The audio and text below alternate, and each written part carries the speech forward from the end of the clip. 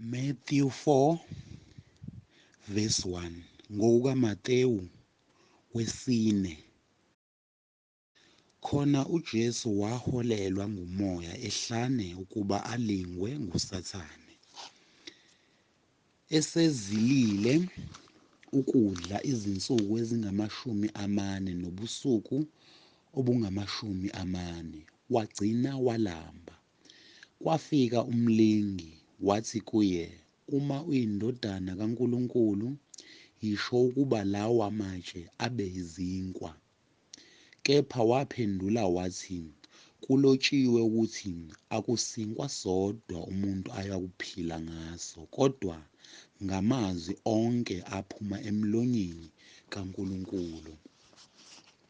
Khona uSathane wamthatha wamyisa emzini ongcwele, wammisa esiqongweni sethempeli, wathi kuye, "Uma uyiNdodana kaNkulunkulu, ziphonse phansi, ngokuba kulotshiwe ukuthi, uyakuyaleza izingelosi zakhe ngawe, zikuthwale ngezandla, ungaze waqhuzuka etsheni ngonyawo lwakho."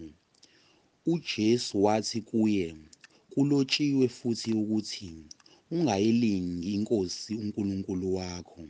USathane wabuye wamyisa entabeni ende kakhulu, wamkhombisa imibuso yonke yezwe nenkazimulo yayo.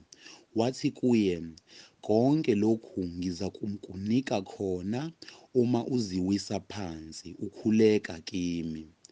Khona uJesu wathi kuye, "Suka, Sathane, ngokuba kulotshiwe ukuthi, wokhuleka eNkosini uNkulunkulu wakho, umkhonze yena yedwa." USathane wayemshiya, bheka kwafika izingelosi zamkhonza.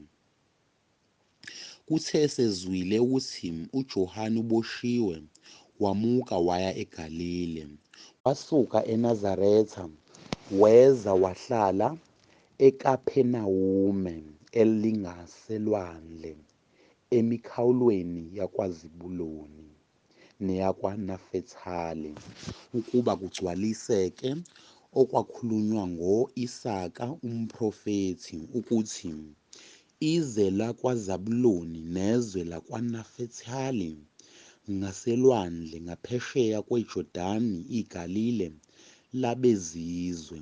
Isizwe esihlezi ebumnyameni sibonile ukukhanya okukhulu, nabahlezi ezweni nasethunzini lokufa, kuphumule kubo ukukhanya." Kusukela kuleso sikhathi uJesu waqala ukushumayela nokusho ukuthi, "Phendukani ngokuba umbuso wezulu ususondele." UJesu ehamba ngaselwandle lwaseGalile wabona izelamani ezimbili, uSimoni othiwa uPetru no-Andreya umfowabo. Baphonsa inethi elwandle ngokuba babengabadobi.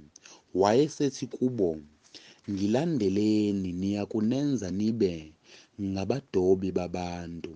Base bawashiya masinyane amanetha.